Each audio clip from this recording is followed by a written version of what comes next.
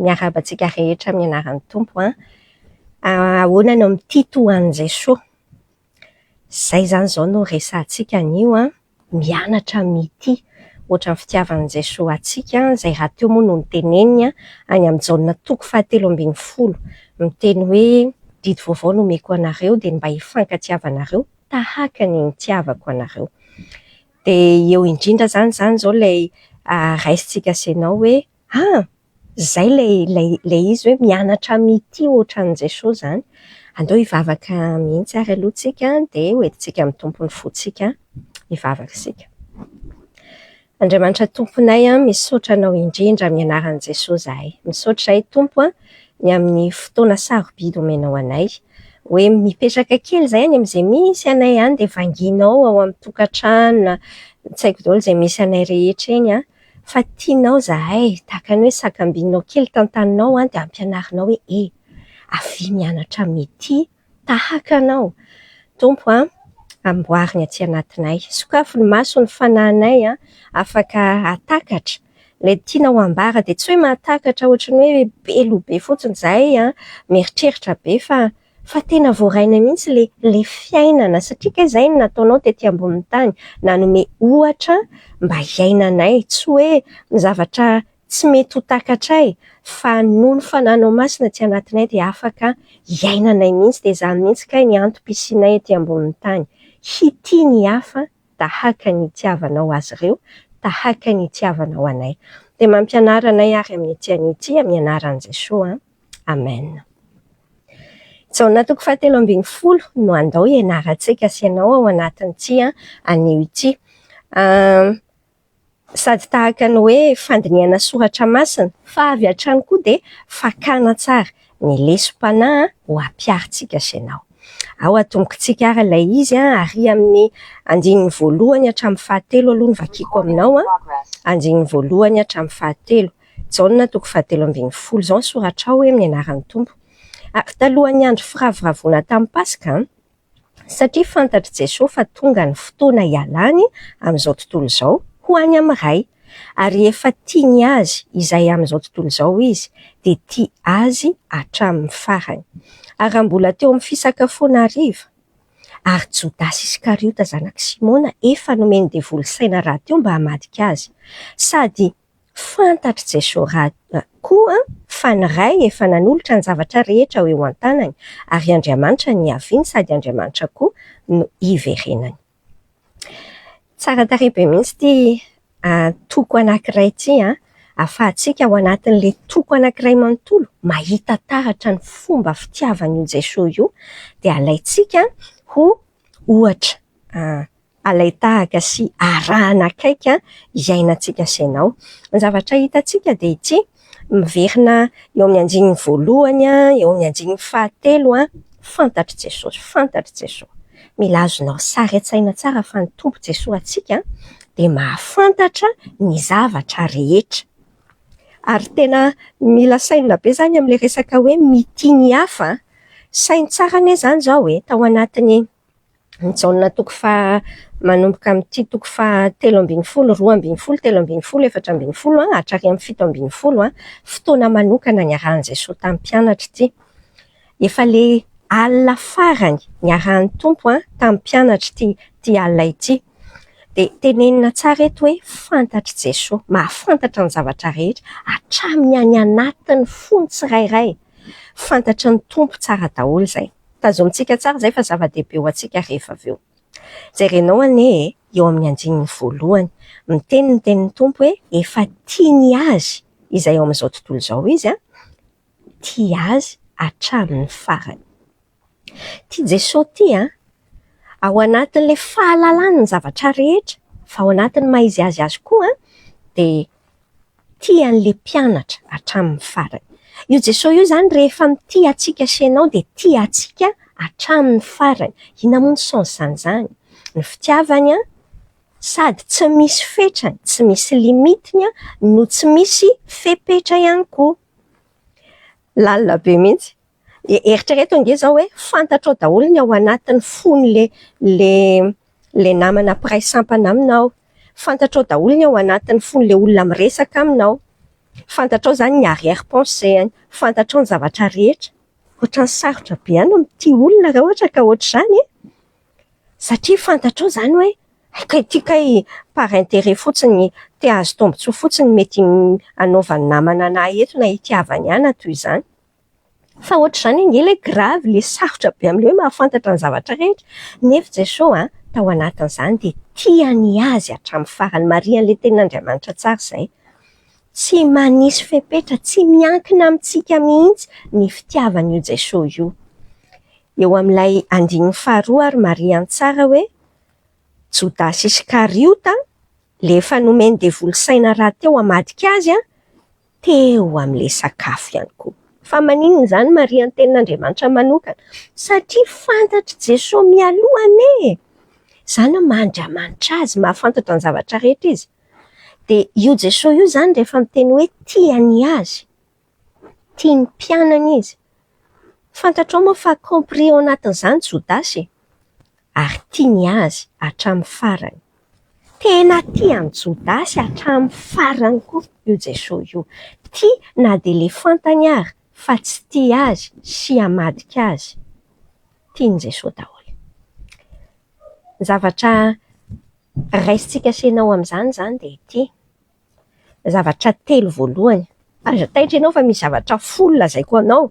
Fa aza kivy aloha ianao hoe aleto ny andro. Zao anankitelo voalohany lazaiko anao. Tsy ela be akory. Toy ny ahoana ilay mitito an'i Jesao. Ny mitito an'i Jesao zany dia maka tahaka an'i Jesao moa tsika. Zany dikan'ilay izy. Tia izay nomen'Andriamanitra na izy na iza. Fantatrao moa fa ny olona rehetra. Azonao zany, anao moa dikan'ny teny hoe rehetra. Tout le monde sans exception. Izay nataon'Andriamanitra eny amin'ny lalan'ny fiainanao. Dia tsy misy hoe kisendrasendra na ratsiratsy vitany ianao fa reny mihitsy. Nomen'Andriamanitra atsika reny na iza na iza. Dia ny dikany hoe mitia ny hafa toy ny itiavantsika, toy ny itiavan'i Jesao any hafa, ny dikan'izay zany dia mitia an'izay omen'Andriamanitra antsika rehetra. Tsy manisy hoe ka tia mahafinaritra dia tia mahasosotra. Tsaronao ilay fanoharana nataon'i Jesao ny amin'ilay Samaritana tsara fanahy. Itenenana tsotra ange iny hoe ny olona tsy mila jerijerenao ambony ambany hoe inona ny azoko amin'ity olona ity. Tsy miankina amin'izany ny itiavana azy. Tsy miankina amin'ny hoe mitovitovy aminao izy sa tsy mitovitovy aminao. Henoinao tsara ange henoinao tsara. Ny any amin'ny Matthieu 5 andininy 7:7 hatramin'ny 8:7 zao ny soratra hoe tiavany namanao. Efa renareo izy fa voalaza hoe tiavany namanao ary mankalany fahavalonao. Fa za kosa hoy Jesao milaza aminareo hoe tiavany fahavalonareo ary mivavah an'izay manenjika anareo mba ho tonga zanaky ny rainareo izay any an-danitra nareo fa izy ange mamposaka amin'ny masoandriny amin'ny ratsy fanahy sy ny tsara fanahy ary mampilatsaka ny ranon'orana amin'ny marina sy ny tsy marina. Fa raha izay tianareo ihany ny tianareo, inona zany zao valim-potia azonareo amin'izany? Moa na dia ny mpamory hety aza tsy manao ohatr'izany koa fa ary raha ny rahalahinareo ihany ny arabainareo, inona no ataonareo mihoatra noho ny sasany? Moa na dia ny jetilisa aza tsy mba manao toy izany? Koa amin'izany aoka ho tanteraky nareo toy ny fahatanterahany rainareo izay any an-danitra. Izay ny voalohany, tia ny nomen'Andriamanitra na izy na iza. Ny zavatra faharoa, ohatry ny ahoana le tia mitia ohatran'i Jesao. Tia hatramin'ny farany ry se ohatran'izay mihitsy. Ny antsika se matetika misy limitiny izany le izy hatreto. Mitia hoy tsara ny tompo any amin'ny Jeremia 1:7 hoe fitiavana mandrakizay no nitiavany antsika. Dia ohatr'izay koa ny itiavantsika ny hafa, fitiavana mandrakizay. Tia ny olona tsy mendrika ho tiavana raha afako. Izany le karazana fitiavana izay itiavantsika ny hafa ihany koa. Ao amin'ny Romanina 5:9 dia milaza tsara hoe fony mbola mpanofotsika se maty hamonjy antsika Jesao. Mbola tsy niandry antsika hiova koa rô ny tompo no efa tia antsika. Dia ohatran'izay mihitsy le modely. Tsy hoe ange modely fotsiny. Fantatrao moa dikany hoe kristianina ianao, nandray ny fanahy masina ianao, zany ny dikan'izay.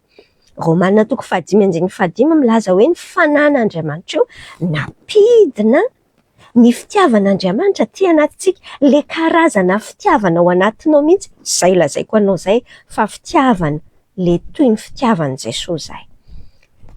Samy daholo aloha misaina hoe iza daholo ary ny olona mandreraka, samy manana daholo tsika, samy manana hitanao ohatran'ny reny mihitsy, reny karazan'olona reny mihitsy, reny angeny andrefesana hoe aiza moa zany ty fiainantsika sety e, tsy ny olona zay mety hoe mora tiavina, aimable be, lovina, le olona ohatran'ny Jodasy. Ty tantara amin'ny toko 7:10 ty tena marquant be mihitsy satria nampisehoan'i Jesosy ny fitiavana mahagaga be. Donc toizantsika senao any amin'ny 7 hatramin'ny 5, verenantsika kely ny 7 anie, zao ny soratra hoe sady fantatry Jesosy koa fandray fa nanolotra ny zavatra rehetra eo an-tanany ary Andriamanitra ny haviany sady Andriamanitra koa no iverenany. De inona nataon'i Jesosy? De nitsangana, niala teo am-pihinanana izy ka nametraka ny lambany ary naka lamba famaona, servieta zany, ka nisikina iny. Ary rehefa vitan'izany de nampidina rano tamin'ny tavy izy ka nanomboka nanasa ny tongotry ny mpianatra sy namoaka azy tamin'ny lamba famaona izay nisikinany. Milazonao tsara aloha ny contexte Jiosy sao de eritreretinao tsika mantsy amin'izao vanim-potoana zao zany bon farany taona na inona any amin'ny toby any Soatanana zao ianao rehefa mandeha any Madagasikara de manasa tongotra. Izy ngersaka izy tsy phénomène fotsiny hoe atao sasako amin'ny anaran'i Jesosy ny tongotra se, fa milazonao tsara ny dikan'ny fanasa tongotra tamin'izany fotoana izany.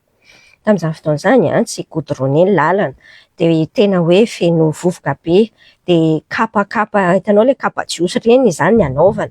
De ny dikany ao an-trano zany rehefa mivahiny ao an-trano ny olona de efa misy hatrany ny rano hanasana tongotra. Ary zany fanasana tongotra zany de asa ataony andevo. De tsy hoe andevo n'importe qui, fa le andevo tena andevo ny andevo. Zany hoe le asa farany ambany indrindra amin'ny asany andevo izany le andevo farany ambany indrindra zany ny mpanao an'izany asa manasa tongotra zany. Zay zany le film mila saintsika se ny zavatra niseho teto Jesosy teneniny tsara ny 7, fantatry Jesosy fa efa nanolotra ny zavatra rehetra eo an-tanany Andriamanitra, izy ny haviany de izy ny iverenany. Inona ny zavatra hitantsika fantatry Jesosy tsara hoe izy qui il est, fantany tsara. Fantany fa manana ny fahefana rehetra eo an-tanany izy. Zay le tenenany hoe izy ny haviany sady Andriamanitra koa ny iverenany. Nefa inona ny zavatra nataony? Nanao ny asany andevo farany ambany izy ry sakaiza. Inona ny lesona raisitsika senao amin'izany? Ny fanetretena. Zay le tenena amin'ny Paoly any amin'ny Filipiana toko 2 ka ho ao aminareo le saina izay tao amin'ny Jesosy koa. Ny fanetretena no tena porofony fitiavana lehibe indrindra. Ny fanetretena, bon, tsy teneniko anao hoe lehibe indrindra, fa porofony tena fitiavana zany zay ny fanetretena. Ao aloha tenentsika tsara, ina aloha ty manetretena ty sakaiza. Le manetretena tsy le asianan'le formule kely amin'ny mpanetretena lehibe iny zany efa misy baraingo mihitsy hoe tena mpanetretena tokoa versie. Fa le dikan'le hoe manetretena ty ohatran'ny nataon'i Jesosy, mahafantatra tsara ny toeranao ianao ohatran'i Jesosy, tsy manambany teny ianao fa midina ambany. Manaiky midina ambany mba hiakaran'ny hafa. Oh là là, inona re zany zavatra zany zany raha avako ny antsoina hoe tena fitiavana. Tsy hoe akory hoe hososen'ny hafa ny any anatin'ny saina, fa misaina ny hafa mihoatra noho ny tenantsika.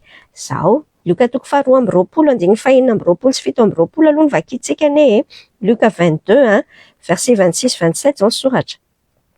Fa tsy mba toy izany nareo, fa zay lehibe aminareo de aoka ho toy ny zandry, ary zay manapaka de aoka ho toy ny mpanompo. fa iza moa no lehibe, zay mipetraka mihinana va sa zay manompo? Tsy zay mipetraka mihinana va? Fa zaho Jesosy dia eo aminareo toy izay manompo.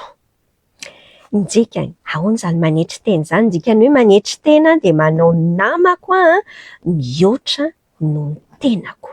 Izany Filipianina toko 2:7 sy ny 8 manambara an'izany. Raisiko hoe ny intérêt na ny tombontsoa an'io namako no ambony noho ny an'ny tenako. Fina moa izany tsy izao no tena mampahatra velona amin'ny malagasy sy mampiletika be antsika ohatry ity 5-20 taona izay efa 3 génération misesisesy eo dia ohatra miletika be foana tsika satria maninona? Zay ray tonga ry fa samy mieritreritra ny habean'ny kibony sy ny habean'ny paosiny dia tsisy misaina ny hafa. Dia asiana teny kely fotsiny hoe ampanetretena lehibe nefa kay tsisy fanetretena mihitsy, tsisy fisainana ny hafa. Dikany hoe manetry tena dia tsy misaina ny zoako tsy misaina ny ilaiko sy ny mety amiko fa mihevitra izay ilain'ny hafa. Mihevitra izay ilain'ny hafa. Zay ny dikany. Romanina, vakitsika sy vetivety ny Romanina toko 5:12 sy ny 2 zao soratra hoe fa isika izay matanjaka dia tokony hitondra ny fahalemeny malemy ka tsy hitady izay hahafaly ny tenantsika ihany. Aoka isika rehetra samy hitady izay hahafaly ny namantsika amin'izay ahasoa sy hampandroso azy. Ohatrany ahoana no mity ohatran'i Jesosy zavatra faefatra teneniko anao? Toy ny ahoana no mity toy an'i Jesosy? Manetry tena. Manompo an'ilay olona tiavina. Ianao mihitsy izany voambolana ampiasaintsika sy izany. Manompo an'ilay olona tiavina. Mifantoka amin'ny hampandroso azy fa tsy mifantoka amin'ny tenako. Hitako mihitsy izany any anatin'ny sainsekelana amin'izany maty be amin'izany ankizy tiana. Orsea. Ny ohatra Jesosy angeny dikany hoe kristianina dia manaraka ny ohatra Jesosy. Ka hitanao maty be ve ny tompo e? Ny tompo tena nandany tenany hatramin'ny hazo fijaliana, maty miboridana teo amin'ny hazo fijaliana angeny ny tompo Orsea fa sao dia eritreretina sy efa moramora e. Fa hoy ny Filipianina toko 2:7-8 izany nanandratan'Andriamanitra azy. Mihoatra noho ny anarana rehetra. Jesosy Andriamanitra tsika io manomana voninahitra ho antsika. Fa tsy ho an'ny olona tsy manetry tena ilay izy ry sakaiza. Andao, manetry tena dia manompo an'ilay olona tiavina. Raha samy misaina an'izany tsika sady tsy misy aky mifanjana, tsy sosotra koa tsika ao an-tranony amin'izay misy antsika any hoe za foana ve fa falibe ianao hoe mity ohatran'i Jesosy. Mandeha ary amin'ny anjeny 9-11 indray izao tsika se ao amin'ilay Jaona toko 7:12 vakiana. Nankeo amin'ny Simona Petera izany Jesosy dia hoy izy hoe hoy izy tamin'ny Petera. Dia hoy Petera taminy fa tsy hoe hoy izy tamin'ny Petera. Hoy Petera taminy, tompoko ianao va hanasa ny tongotro? Jesosy namalika nanao taminy hoe izay ataoko tsy dia tsy fantatrao ankehitriny fa ho fantatrao rahatrizay. Fa hoy Petera taminy hoe sanatria raha hanasa ny tongotro ianao? Jesosy namaly azy hoe raha tsy ho sasako ianao dia tsy manana anjara amiko. Dia hoy Simona Petera taminy tompoko aza ny tongotro ihany ary tsy ny tongotro ihany ary fa ny tanako sy ny lohako koa. Fa hoy Jesosy taminy izay efa nandro tsy mila ho sasany afa-tsy ny tongotra ihany. Fefa madio avokoa nareo dia fefa madio avokoa ary ianareo dia madio nefa tsy ianareo rehetra. Fa fantan'ilay efa madika azy. Koa izany no nilazany hoe tsy madio avokoa nareo rehetra. Inona ny resahantsika? Ny hevitra izany aloha Petera fa tsy tokony ho sasan'i Jesosy ny tongony. Tanao misy ilay Petera mafanafana fo be ity. Fa izao, ny olona manaiky ho diovin' Jesosy ihany ny manana anjara amin' Jesosy. Azonao tsara ilay tenin'Andriamanitra teo. Misy karazany anankiroa ilay fanadiovana ataon'ny tompo araka ny teneniny eto. Mandro dia misasa. Haintsika tsara izany. Dia hoy ny tompo hoe izay olona efa nandro tsy mila misasa. Indray. Izay olona efa nandro izay olona efa madio tsy mila mandro tsony izay ilay izy ry fa misasa hatrany hatrany sisa. Inona ny dikan'izany? Ory sakaiza, tsika se ange. Aleo aloha miresaka kely an'izany mihitsy hoe se ty ve izany efa manana anjara ao amin' Jesosy? Raha ohatra tsika hianatra ny ity toy an'i Jesosy, ratsy ilay fitiavan'i Jesosy no efa ao anatintsika. Fepetra-tokana ny atonga an'izany ao anatintsika, fanamasina ao anatintsika. Indikany hoe fanamasina ao anatinao efa nanaiky nampandrony Jesosy ianao. Ampandrony Jesosy, zay le fahaterahana indray. Hoy tsara ny any amin'ny hitantsika any amin'ny Titos 4:7, fanasan'ny fiterahana. Nateraka indray tsika rehefa nandray an' Jesosy, nibebaka tamam-panota antsika. Le être tsika mihitsy tsy misy ilana azy ao anatrehan'ny tompo mihitsy ange, tsisy ratsy ao anatrehan'ny tompo. Tsika mampanota tsika mihitsy. Zay ny fibebahana voalohany mila andehanantsika. De rehefa miaiky an'izay hoe Jesosy kay inona ary ty za miezaka kely sy be te hanao ny tsara ty, de mieritreritra hoe rehefa manao ny tsara zany de tafiditra ho an-danitra. Attention, tsy zay mihitsy ratsy manaiky tsika senao hoe kay very any afo be mihitsy satria olombelona mpanota. De ampandron'Andriamanitra tsika. Miaiky amin'izay etantsika izay ao anatrehan'ny tompo tsika de ampandrona. Zay le hoe ampandrona. Hitan'izay ny problema nga Jodasy, mpianatra ny tompo izy. Fa i Jodasy tsy nanaiky ampandrony tompo zany, ny dikany. Izy tsy nieritreritra ny hoe mila mpamonjy. Nanaraka an' Jesosy teny foana ihany izy. Fa tsy tena converti izy tsy tena manana ny tompo izy. Tsy mino an' Jesosy izy. Na de nanaraka ny tompo azy. Tandremo sao diso paika, zany le tenen'ny tenin'Andriamanitra amintsika eto. Fa eo koa le teneniny hoe mila misasa. Ny tenin'Andriamanitra no manasa, no mitsinjo atsika, mitsilo atsika, manazava atsika de mahita, maloto be ny tongotro tiana, odriny le tanany, mila sasana. Mahita hoe, mbola mandainga rangahy le vavany, mila sasana. Zay le fanamasinana atsika zay. De meteza ho diovin'ny tompo zay mihaino tenin'Andriamanitra zao, ohatran'izao mihitsy ny dikany hoe sasana amin'ny tenin'Andriamanitra tsika. Tsolovon'ny tenin'Andriamanitra ny anteanantsika hoe tia maloto de ny rano Jesosy no manadio atsika. Efa nanaiky ny diovin'ny Jesosy ve aloha zany ianao ty? Tsy afaka miaraka mihitsy ange ny fiainana kristiana sy ny fiainam-pahotana ry sakaiza. Ny rano Jesosy ihany no manadio. Zay. De mila ahoana ny ahatonga an'izany possible tanteraka amintsika?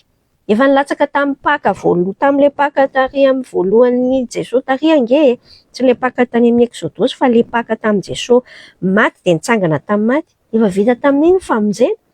Fa ahoana? Tsy voavonjy mihitsy ianao raha tsy raisinao mihitsy aloha le izy. Jaona voalohany toko voalohany 5:7 rehefa miaiky ny fahotantsika isika de mahatoky sy marin'Andriamanitra. Mamela ny helokontsika de manadio antsika ho afaka amin'ny tsy fahamarinana rehetra. Mandroso antsika se 2:12 zao tsika. Inona ny tantarainao? Rehefa voasasany tongony de nandray ny lambany Jesosy ka nipetraka andray. De nanao taminy hoe fantatrareo ve zay nataoko taminareo? Nareo manao hoe mpampianatra sy tompo ary marina ny filazanareo fa zany tokoa. Koa raha za tompo sy mpampianatra aza ny nanasa ny tongotrareo, ianareo kosa mba tokony hifanasa tongotra. Fianarana nomeko anareo mba hanaovanareo arak'izay nataoko taminareo. Lazaiko aminareo marina de marina tokoa ny andefo tsy lehibe noho ny tompo naniraka noho ny maniraka azy. Raha fantatrareo zany de sambatra nareo raha manao izany. Tsy milaza anareo rehetra fa fantatra izay nofidiako. Fa mba hatanteraka ny soratra masina hoe izay homana no mofoko no nanangana ny ombelany tongony hamely ahy.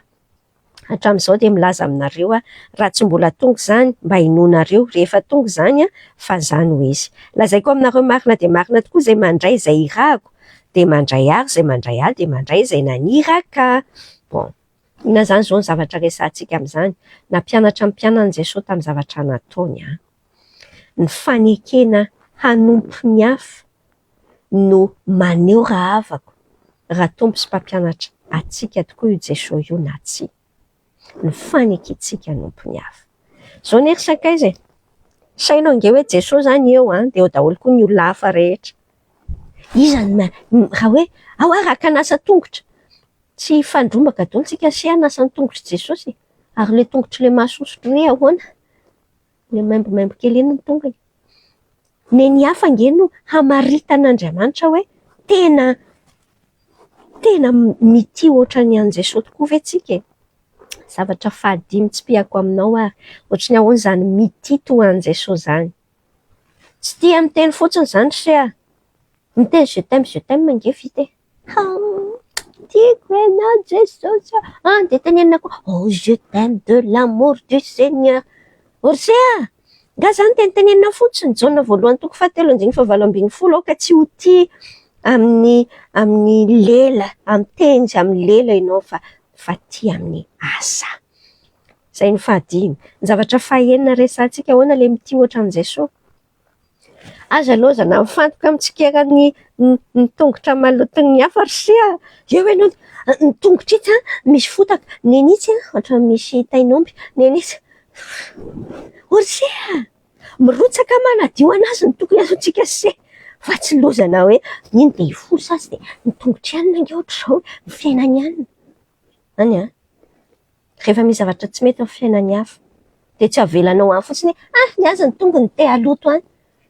teneno azy zay tsy mety amin'ny fiainany ampitiavana jereo alony ianao hoeteo amin'ny tompo hoe tena madio tsara ve any zany Hébreux toko fahatelo andiny fahatelo ambin'ny folo koa mifananara raha mbola atao hoe androko ny andro hoe zay mandeha ndretsika se mamaky andiny fa raiky amby roapolo hatramin'ny enina amby roapolo enonao nge ty film ty rehefa nilazan'izany Jesosy de nangororo ny fanahiny ka nanambara hoe izy lazaiko aminareo marina de marina tokoa fa ny anankiray aminareo no hamadika de mifampijerijery ny mpianatra ka nieritreritra an'izay ray nilazainy midira mihitsy ange amin'le film ianao teo daholo zany izy 12 ray aminareo ny hamadika de nisy mpianatra anankiray nipetraka ninana teo anilan'i Jesosy de ilay tiany Jesosy Jaune io le manoratra ty filazantsara ty fa izy moa zany humble be de tsy milaza ny tena fa hoe misy mpianatra ray de ina nataony petraka teo anilan'i Jesosy de i Simona Petera nanatsika azy ka nanao taminy hoe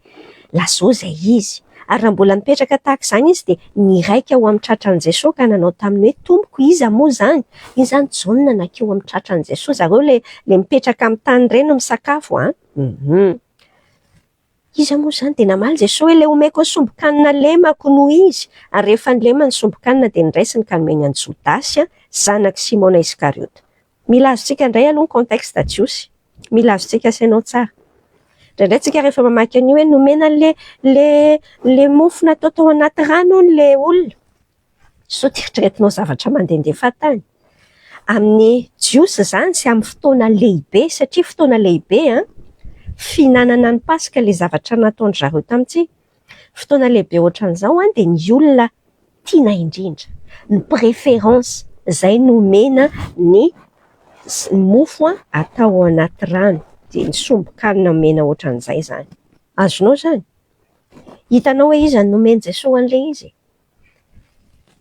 ny zavatra hitantsika aseho an'le tenin'Andriamanitra tsara mianjeny faraiky amby roapolo hoe nangororo ny fanahin'i Jesosy mafy tamin'i Jesosy nge hoe ny ray tamin'ny mpianany namadika azy fa sao de eritreretina hoe ka Jesosy de mandeha fotsiny zany mafy tamin'ny tompo zany fa porofom-pitiavana lehibe nanomezan'i Jesosy ny sombokanina ho an'i Jodasy porofom-pitiavana lehibe na lesona fahafito ohatry ny ahoana zany mitito ho an'i Jesosy zany ny mitito ho an'i Jesosy de vonina hiaritra na tena mety ampahoriana aza ao anatin'le fitiavana ny hafa nge tsy voatery zavatra mahafinaritra foana ohatran'ity zany zao fantatrao zao ny tsy fitiavan'le olona fa zay ny dikany hoe fitiavan'Andriamanitra le agape an'Andriamanitra c'est une décision fanapahan-kevitra hoe za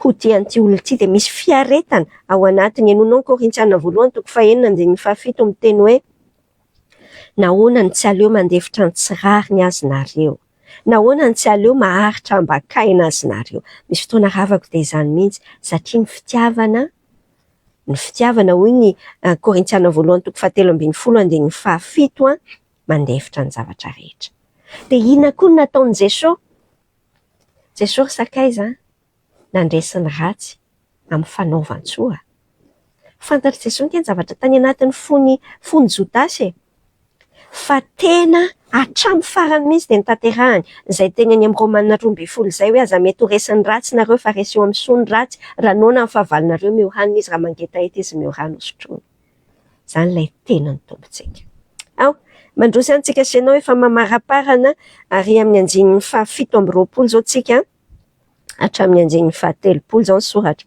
Ary manaraka izany no nidiran'ny Satana tao amin'ny Jodasy ka hoy Jesosy taminy, izay ataonao dia atao faingana.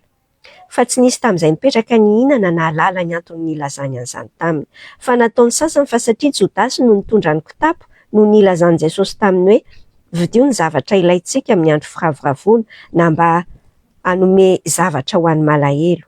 Ary rehefa nandray ny sombo-kanina ilay Jodasy dia nivoaka niaraka tamin'izay ary efa alina ny andro. Na zavatra hitantsika. Zao hitantsika taratra ao anatin'ity ny fifandraisan'i Jesosy farany tamin'ny Jodasy amin'ny mampianatra azy. Tamin'ity zany tena hoe naseho an'ny Tompo hatramin'ny farany mihitsy fa tena tian'io Jodasy io. Nilazainy amin'ny Jodasy raha ny Matthieu 26 verset 25, Matthieu 9:25 hoe Jodasy izay namadika azy dia namalika nanao hoe zava zany raby io. Dia hoy Jesosy taminy hoe voalazanao. Entre ny Jodasy Jesosy tena nilazainy Jesosy mazava mihitsy hoe Jodasy ianao mamadika ianao ilay izy. So manjeritreretinao hoe manipuler Andriamanitra ao ambadikan'io, mety misy zavatra sarotra takarina be zany satria amin'ny maha-souverain azy fantany tsara fa hamadika azy Jodasy. Fa nomen'Andriamanitra choix jusqu'à la dernière minute ity Jodasy ity mba hiverina amin'ny décision-any. Satria izay no mahafitiavana an'io Andriamanitra io, manome antsika libre choix tanteraka izy. Namono varavarana midanadana ho an'ny Satana ny fandahavan'ny Jodasy ny antsom-pitiavan'i Jesosy. Namono varavarana midanadana ho an'ny Satana. Zao lazaiko anao tandremo tsara. Very mandrakizay ngiravako hoe. Lazaiko anao tsara. Very mandrakizay izay mini mandany ny fitiavan'i Jesosy. Eto ambonin'ny tany. Very mandrakizay izay mini mandany fitiavan'i Jesosy. Tsy hoe rehefa maty tsika dia misy phénomène atao amintsika rehefa eo ampanaovana culte na je sais pas atao eo dia hoe lasa ny an-danitra tampoka. Ny fandraisanao ho anao izy io Jesosy io, nataonao inona ny fitiavany tetỳ ambony tany. Zany no mamaritra hoe very mandrakizay tsika sa voavonjy mandrakizay. Antenaiko fa tsisy andany antsom-pitiavan'i Jesosy zany tsika sy ianao. Andinin'ny 1:30 hatramin'ny 7:30 indray zao tsika any amin'ilay Jaona 7:20 teo, izao ny soratra. Tamin'izay no nefa nivoaka izy dia hoy Jesosy, ankehitriny dia efa ankalazaina ny zanak'olona ary Andriamanitra no ankalazaina eo aminy. Ary Andriamanitra kosa ankalaza azy amin'ny tenany, eny ankalaza azy miaraka amin'izay izy. Mampivadika doanao izany ankalaza be da be izany. Zamana. Anaga vetivety foana ny sisa itoerako eto aminareo. Hitady anareo ary araka ny voalazako tamin'i Jesosy hoe izay aleko tsy azonareo ale dia toy izany koa no lazaiko aminao reo ankehitriny. Ina ilay zavatra tenenin'ny Tompo eto raha sorina fitenina tsotra be? Ny azo fijaliana, io tenenin'ny Tompo io. Manambarany amin'ny zavatra hiaretan'ny Tompo eto. Ny azo fijaliana tena fotoana sy toeran'ny fisandratany voninahitr'Andriamanitra. Ohatriny hoe resy zany ilay olona teo hoe, resy zany Jesosy any ohatr'izany ilay sary. Fa teo no tena nisy eo ny voninahitr'Andriamanitra amin'ny mahamasina azy sy amin'ny mahafitiavana azy sy amin'ny mahamasy mandidy azy amin'ny zavatra rehetra. Ny azo fijaliana, ny fotoana sy toerana fisandratany voninahitr'Andriamanitra. Teo ny nandresy ravako ny tena fitiavana. Ary lazaiko anao fa ho antsika sy ianao ihany koa manaraka an'i Jesosy. Zany hitanenan'ny Tompo amintsika hoe ndao mandany tenantsika. Manaiky midina ho mpanompo dia mitondra ny azo fijaliantsika. Izay tsy mitondra ny azo fijaliany dia samy manana daolintsika dia tsy azo atao hoe mpianatra ny Tompo. Ao anatin'ilay mitito ho an'i Jesosy zany, inona ny dikany hoe mitondra ny azo fijaliana? So jeritreretinao hoe problemanao ny antsoina hoe azo fijaliana. Sarotra be ny examenko, azo fijaliana be. Mais non, tsy azo fijaliana mihitsy ny problema. Ny antsoina hoe azo fijaliana De zavatra ohatran'ireny hoe hazo fijaliana ohatran'ny paozina lakroa mihitsy itenenako azy tsotra aminao. Misy ny sitrapon'Andriamanitra zany eto inona ny sitrapon'Andriamanitra de tiany sitraponao manohatra an'le sitrapon'Andriamanitra fa ianao misafidy noho ny fitiavana an'Andriamanitra hoe za hanao ny sitraponao Andriamanitra. Zay ianao zay fa mitondra ny hazo fijalian'i Jesosy. Any tohizantsika se amin'ny 4:30 sy 5:30 didy vaovao no meko anareo dia mba hifankatsiavanareo. Eny ao ka tahaka ny tiavako anareo mba hifankatsiavanareo kosa. Izany no ahafantaran'ny olona rehetra fa mpianatra ianareo raha mifankatia. Didy taloha efa milaza efa voateny hoe tiavana namanao tahaka ny tenanao io. Fa maninona ary izy io antsoina hoe didy vaovao e. Le didy ange tsy hoe vaovao satria hoe mifankatiavanareo. Ohatran'ny hoe tsika zany zao efa ela be tsika tamin'ny mbola kely ary tsika tenenin'iray dada sy mamantsika an'izany foana raha vao miadiady mifankatiava ho anareo. Tsy didy vaovao tsony le zany fa maninona ny antsoina hoe didy vaovao ty. No mitiany olona rehetra ohatran'ny tena tsy didy vaovao zany fa didy efa taloha. Fa mampadidy vaovao azy mitiany rahalahy mitiany olona toy ny tiavan'i Jesosy.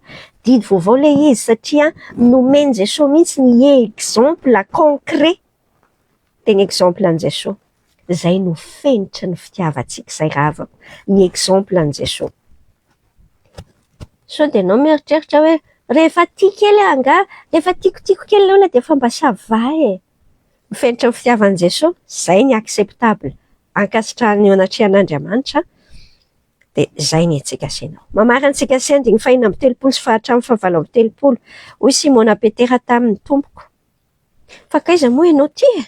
Jesosy namaly hoe zay aleoko tsy ho azonao anarahana ankehitriny fa anaraka ihany ianao rahatrizay.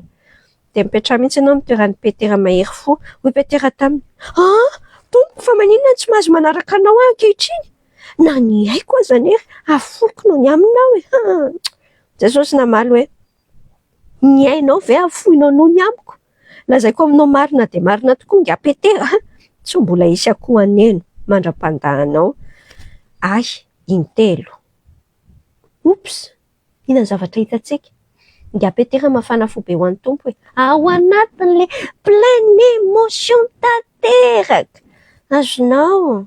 Oh là là. Tao anatin'ny émotion be izy miteny hoe fa hoy zany tompo, ny aiko nge tsy foko mihitsy. Tsy hoe ny aiko tsy foko. Na ny aiko aza hoy izy tsy de afoko. Ny aiko aza tsy ataoko zavatra. Fa afoko. Teo Jesosy hoe attention, attention, ty resaka fitiavana toy fitiavan'i Jesosy ty. Inona ny zavatra resantsika fahasivy? Resantsika dia izao. Ny fitiavan'i Jesosy dia le fitiavana mahafoy aina. Zay mihitsy le izy zay Jaona 5:17 ny tenenan'ny tompo amintsika an'izany. Le mity ange hatreo amin'ny zone de confort tsika senao. Inona hoe ay ve andeha hanampy an'iny olona iny rehefa tsy manadala ny emploi du temps zany dia ataoko. Raha vao manelingelina ny fanaovako bolina milahady aloha tsy lasa mihitsy zany. Hitanao, fitiavan'i Jesosy mahafoy ny aina. Zay karazam-pitiavan'izay ny fenitra standard. Zay le ary zay. Ary ny zavatra farany resantsika tsy ohatran'ny Petera. Tsy mahatoky ny fihetsepontsika isika. Tsy mahatoky ny fihetsepontsika isika. Eo amin'izao tontolo izao ny zavatra tia ny fahavalo, ny piratage ny fahavalo amin'ny resaka fitiavana dia avadika any amin'ny sensation, any amin'ny sensuel. Le tsapako le orsea azafady. Hitanao tsara ny nahazoany nga Petera. Efa fantatra ny tompo e. Piasa vavikely zay nge zay no niteny amin'ny Petera hoe enao koa izy. Dia Petera hoe mais non, izy resa tsy fantatra akory zany resahanareo zany. Namanao akaiky indrindra, eritrereto hoe namanao akaiky indrindra, mamadika anao tena mitovy mihitsy nge film nazo amin'ny Petera sy Jodasy rehefa sao dia eritreretinao hoe Jodasy ny tena comble be. Jodasy ny olany dia tsy nety mibebaka izy, fa i Petera mibebaka rehefa nandeha tamin'ilay fihetsem-pony. Tsika sy ampianaran'ny tompo, ndao tsy atoky ny fihetseham-pontsika isika. Hatreo ny zavatra resahako aminao tamin'ity an'io ity dia ny tompo miasa any anatin'ny fontsika rehetra dia andao aloha hiaraka hivavaka tsika satria ilay zavatra ohatra ny moramora tenenina daholo izany zavatra haky izany izany hony izany inge ny fiainantsika ohatra ny ahoana ny fiovana eo amin'izay ny ankonana misy atsika, ny sampana misy atsika, ny asa ny toeram-piasana, ny toeram-pianarana raha tena ambassadeur ny fitiavan'Andriamanitra tokoa isika sy ianao. Andao hivavaka ary. Andriamanitra rainay feno fankasitrahana anao amin'ny anaran'i Jesosy zahay androany. Afaka niaraka nianatra an'izay mity tahaka anao Jesosy izahay. Miara-miaika eto anatrianao izay fa tsy hainay ilay izy. Miaika izahay tompo hoe tena ny mifanohatra amin'ilay tianao mihitsy azy fa ohatra ny tia tena be izahay dia ohatra ny feno anay izany ny lohanay dia izay tianay ihany ny tiavinay ohatr'izany ilay anay fonany aminao izany. Tompo ampianaro hity ny olona rehetra apetraka amin'ny fiainanay tsy araka mandeha amin'ilay fihetseham-ponay fotsiny fa tena hoe mandeha amin'ny fahatahorana anao ilay fanahinao mandrotsaka ny fitiavanao Andriamanitra aty anatinay dia afaka mity ny hafa mitombo amin'izany izahay. Ataonay amin'ny anaran'i Jesosy ny vavaka. Amen. Amen. Amen. Merci beaucoup, Anne-Sophie.